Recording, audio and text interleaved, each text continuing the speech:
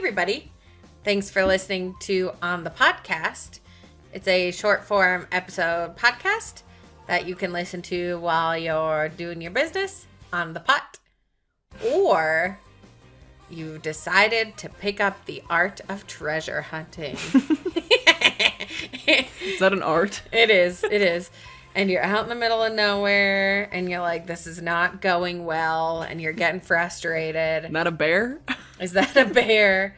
Did I just hear a mountain lion? Not really sure. So you turn on some episodes of On the Podcast that you've downloaded to your phone, because you can also do that. And you listen to them while you calm down and get away from the bear. Yikes. Yikes. I'm Katie. And I'm Liz. Hey, Katie. Hi, Liz. What are we talking about today? Liz, we are talking about buried treasure. Ooh.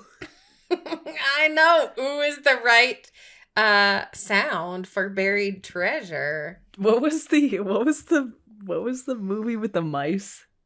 The mice. There are no cats in America, and the streets are paved with cheese. That one? I don't know. Yeah, Fievel Heads West. Is that what you were talking about? No, is that what you were talking about? All right. The movie with the mice. Yeah. And treasure? Yeah, I think. Otherwise, I'm confusing my cartoons. I don't think I know which movie you're talking about. Oh, look. It might have been that one. Yeah. Okay, Liz, let me read you this poem. Okay.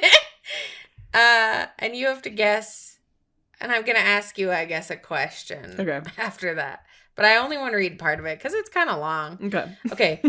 As I have gone alone in there, and with my treasure bold, I can keep my secret where, and hint of riches new and old.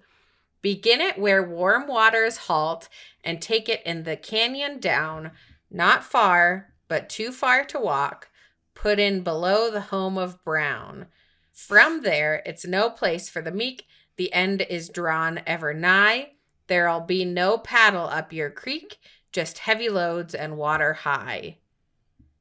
If you were to guess where that poem is talking about, where would you start? Well, so it talks about warm water, it talks about a canyon, it talks about the House of Brown, which is probably like brown bears or brawn, or Molly Brown. So I would say Denver, Colorado. No, well, I mean, that makes me think it's probably like Yellowstone, somewhere Yellowstone-ish, Wyoming, and then you go somewhere into a canyon, and my canyon knowledge is limited, so I'm thinking Bryce. I think that's in Utah. Utah's right next to Wyoming. Liz, were you following the saga of the Forrest Fenn treasure? I was. Yeah. So for those of you who weren't, that was a poem written by Forrest Fenn, who was a 80-year-old art dealer and writer who in 2010 announced that he had hidden a treasure worth $2 million in the Rocky Mountains. So Scotty, he at least gave us that region. Mm. I didn't hear what you said. Scotty, don't. Scotty did not. So the only clue he ever gave was that poem. And the Rocky Mountains. Mm-hmm. So the poem had a picture of the Rocky Mountains along the side of it. That was it. Yeah. I think, like, without knowing the Rockies, it's probably a safe bet if you know it's, like, in the United States, that it's somewhere like Yellowstone with warm waters. Yeah. So he got it there himself, and being 80 years old, that was supposed to give people some sort of idea of like, it's accessible, but Liz, there is a dark side to this story, and multiple people died looking for Forrest Fenn's treasure. Yikes. And I covered one of them when I was a reporter in Colorado Springs. A guy named Eric Ashby was looking for the treasure in Canyon City. He was on the Arkansas River through the Royal Gorge right there in Canyon City, because he and a few friends of Canyon his, City, yeah, Hmm. he and a few There's some friends of hot his springs like Pagosa Springs. Okay, I see where this is going. thought that's generally where it might be. Okay. Unfortunately, he fell out of the raft. This was not like a high quality raft that they were on. He fell Mistake out of the number one. raft. His friends left. And the story that I reported on from the family is that the friends didn't tell Eric's family that he fell out of the raft and he was dead until a few days like after the fact.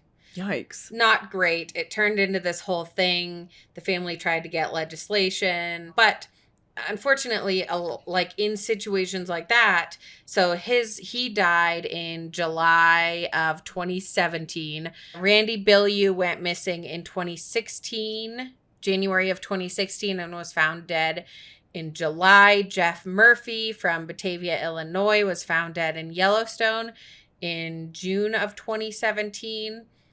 Pastor Paris Wallace of Grand Junction died in June of 2017 as well. And Michael Sexton of Deer Trail, Colorado, was found dead in March of 2020. But that's crazy. I mean, like, people went crazy over this $2 million treasure. And to them, at that point, they didn't know if this guy was just kind of making stuff up. Yeah. Yeah.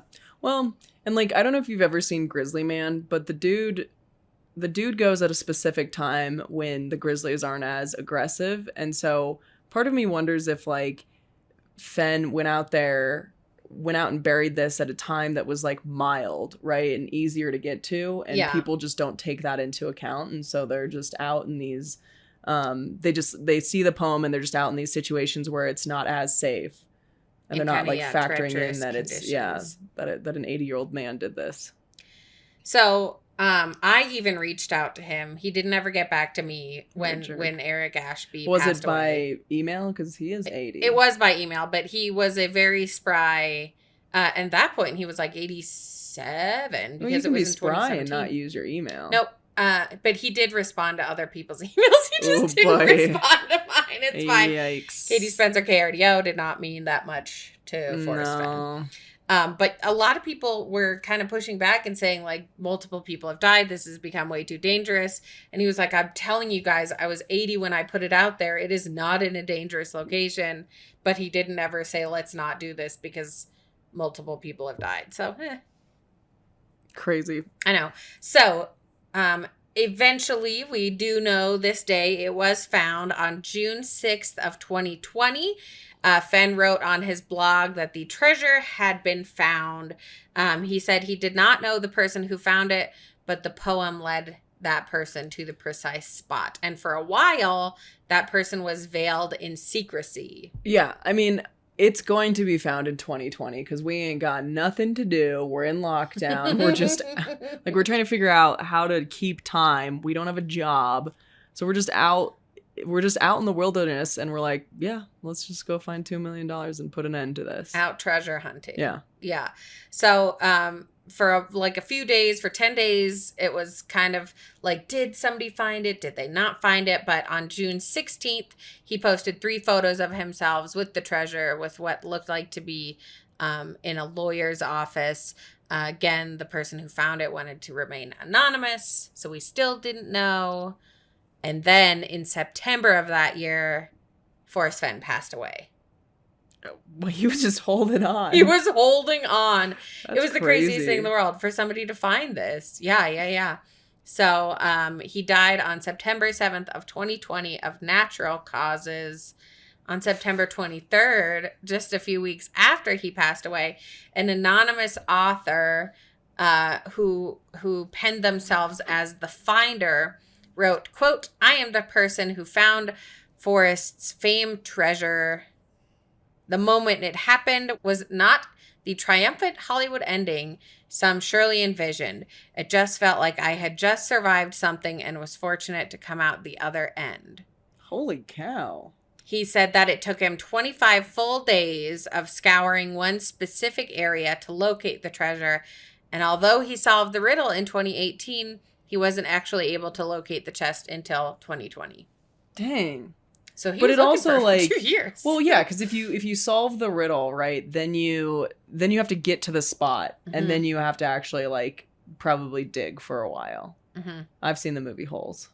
I read the book too. Forgot it was a book. It first. is like that. Mhm. It is exactly like that.